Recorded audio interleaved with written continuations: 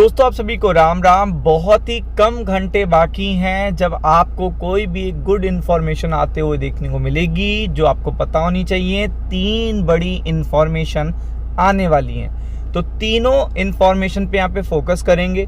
Video के अंत तक बने रहिएगा क्योंकि मार्केट ओवरसोल्ड है तो ये मार्केट पे काफ़ी अच्छा असर करेंगी, तो वीडियो के अंत तक बने रहिएगा।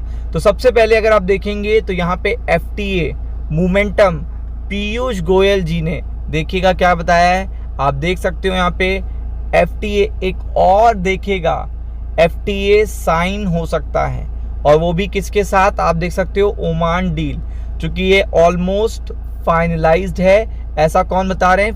पीयूष गोयल जी बता रहे हैं। और आपको पता है कि एक पर्टिकुलर डील ही कितनी इंपॉर्टेंट होती है, एक ही देखिएगा काफ़ी होती है, लेकिन यहाँ पे तो मल्टीपल बताई जा रही हैं कि अभी आपको पता है US डिप्लोमेट्स भी यहाँ आने वाले हैं, EU के साथ भी देखिएगा बातचीत चल रही है, और ये पर्टिकुलर चीज़ें आपको 1 अगस्त से पहले देखने को मिलेंगी। तो आप समझ सकते हैं कि 1 अगस्त से पहले अगर देखने को मिलेंगी तो ये अपने आप में बड़ी इंफॉर्मेशन है। तो अगर आप देखेंगे Oman is at advance stage nearly finalised, और आप समझ सकते हैं कि आज 28 हो चुकी है, 29, 30, 31, और आपको पता है कि मल्टीपल देखिएगा इन्फॉर्मेशन इन तीन दोनों में आनी है। और ऐसे में सबसे अच्छी इंफॉर्मेशन आपको union commerce and industry minister की तरफ से देखने को मिल सकती हैं, क्योंकि उन्होंने पहले बता दिया है कि यहाँ पे तीन बड़े ब्लॉक से बात चल रही है।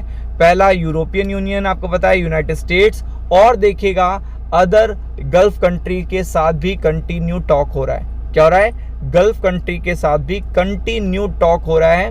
तो आप देख सकते हैं यहाँ पे काफ़ी फास्ट प्रोग्रेस आपको देखने को मिल रही है। तो अगर यूनाइटेड स्टेट्स के साथ, EU के साथ, ओमान के साथ अगर छोटी मिनी ट्रेड डील भी हो जाती हैं तो आप ये समझिएगा कि ये सबसे अच्छी बात होगी इंडियन स्टॉक मार्केट के लिए, क्योंकि आप सभी को पता है कि जितना अच्छी तरीके से, जितना किफ़ायती दरों पर हम चीज़ों को देखिएगा फाइनलाइज करेंगे, उतना बेहतर है देखिएगा इंडियन एक्सपोर्टर्स के लिए, इंडियन कंपनीज के लिए, और आपको पता है हमारे स्टॉक मार्केट के लिए।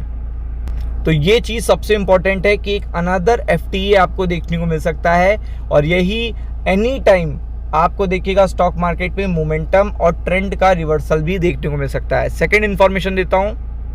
सेकेंड इन्फॉर्मेशन ये है, आप देख सकते हो यहाँ पे कि ऑटो सेल्स का डेटा आने वाला है, और आपको पता है कि ऑटो सेल्स निफ्टी 50 में एक अच्छा पार्टिसिपेशन रखता है। अगर आप देखेंगे back to home, the market participants will देखिएगा keep an eye on the monthly auto sales volume, और आपको पता है कि लास्ट टाइम भी ये काफ़ी बेटर आए थे। इसके बाद काफ़ी अच्छा मोमेंटम निफ्टी ऑटो, और देखिएगा इलेक्ट्रॉनिक्स के देखिएगा जो स्टॉक्स हैं, और देखिएगा कई सेक्टर हैं जो इससे इंटीग्रेट करते हैं, उन पर देखने को मिला था। तो आप देख सकते हैं कि अगर ये सेक्टर पॉजिटिव होता है तो इससे अच्छी बात नहीं हो सकती, और इन सारी कंपनीज का आपको डेटा देखने को मिलने वाला है, इन सारी कंपनीज का, और ये मेन फोकस भी है, और सेल्स परफॉर्मेंस देखिएगा काफ़ी बेटर रहने की उम्मीद भी है। तो अगर ये जो डेटा है जो आने वाला है, ये भी डेटा अगर अच्छा आ जाता है या अच्छा आने वाला है, तो निफ्टी ऑटो में जो पोजीशनिंग है वो कल से ही आपको देखने को मिल जाएगी। तो वो चीज़ भी देखिएगा एक पॉजिटिवली रिएक्शन आपको देगी, स्टॉक मार्केट को देगी।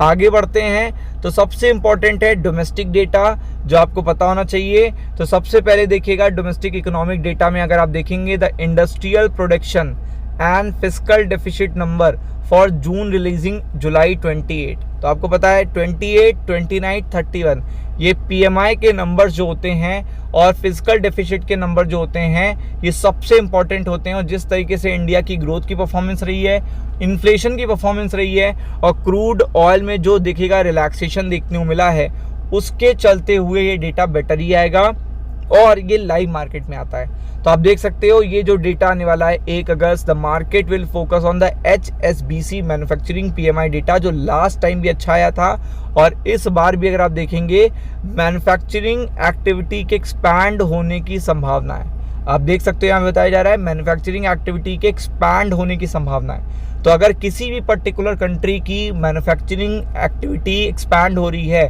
तो इसे बहुत अच्छा सिग्नल माना जाता है।